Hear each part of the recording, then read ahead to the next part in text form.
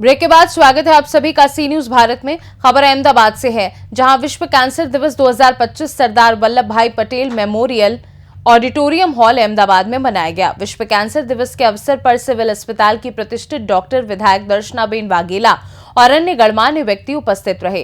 वहीं विश्व कैंसर दिवस के उपलक्ष्य में 1000 गुब्बारे छोड़े गए। बता दें, विश्व कैंसर दिवस 4 फरवरी को दुनिया भर में मनाया जाता है। विश्व कैंसर दिवस की शुरुआत 1993 में कैंसर की रोकथाम और इसके बारे में जागरूकता बढ़ाने के उद्देश्य से की गई थी।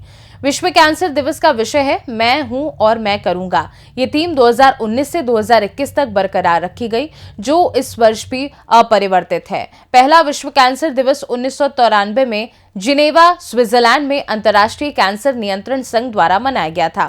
विश्व कैंसर दिवस आम जनता को कैंसर के खतरों के प्रति जागरूक करने तथा इसके लक्षणों और रोकथाम के बारे में जानकारी प्रदान करने के उद्देश्य से मनाया जाता है।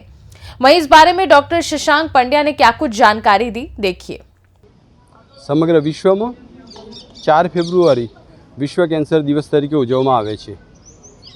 તેના પરિપ્રેક્ષ્યમાં આજે the Gujarat cancer and research institute Gujarat સરકારના સહયોગથી આ કાર્યક્રમનું આયોજન કરવામાં આવેલ છે। Union four international cancer control UICC દ્વારા આની ઉજવણીના થીમ નક્કી કરવામાં આવતા હોય છે અને તે થીમ 3 વર્ષ માટે એક જ હોય છે।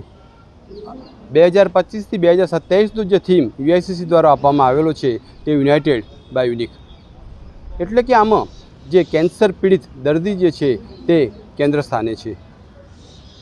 આજે એના પરિપ્રેક્ષ્યમાં લોકોમાં જે કેન્સર વિશે જે ભય છે, કેન્સર શબ્દ સાંભળતા જ બલબલા લોકો ડરી જાય છે, ટેન્શનમાં આવી જાય છે, તેનો પૂરો પરિવાર પણ ટેન્શનમાં આવી જતો હોય છે।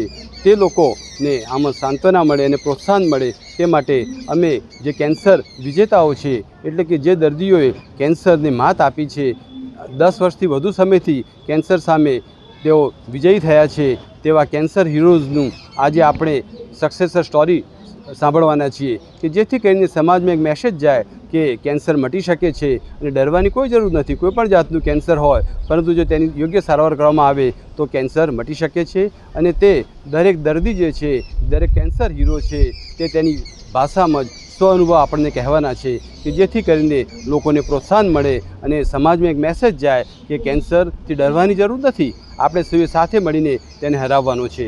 આજે લગભગ 500થી પણ વધુ કેન્સર હીરોઝ અહીંયા એકઠા થયા છે અને તેમાંથી ઘણા બધા તેમની સક્સેસ સ્ટોરી પણ આપણને કહેશે। આભાર। સર, પહેલાં જે એક ડર હતો એ કેન્સર છેલ્લા કેટલાક સમયથી કેન્સર મટાડવા માટે પણ સારી એવી સફળતા મળી રહી છે। હાલનો જે રેશિયોની વાત કરીએ તો કયા પ્રકારના કેસીસ જોવા મળી રહ્યા છે અને જે મટવાના કિસ્સાઓ છે તે રેશિયો કયા પ્રકારનો છે? મુખ્યત્વે 3 કેન્સર જોવા મળે છે। પુરુષોમાં હેડ એન્ડ નેક કેન્સર કે જે તંબાકુને લીધે થતું હોય છે, અને બહેનોમાં બ્રેસ્ટ કેન્સર એટલે કે સ્તન કેન્સર અને ગર્ભાશયના મુખનું કેન્સર એટલે કે સર્વાઇકલ કેન્સર।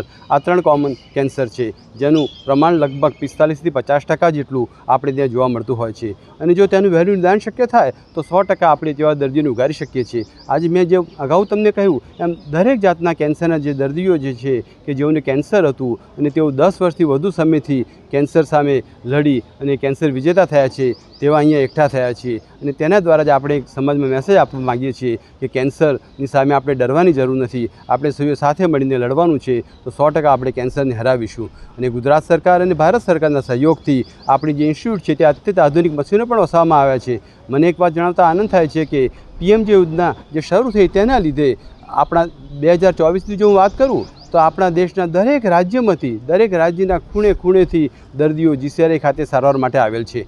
आभार। अहमदाबाद से सी न्यूज संवाददाता यज्ञेश गोस्वामी की रिपोर्ट। इस खास रिपोर्ट में बस इतना ही। देश दुनिया की बाकी खबरों को जानने के लिए आप देखते रहिए सी न्यूज भारत।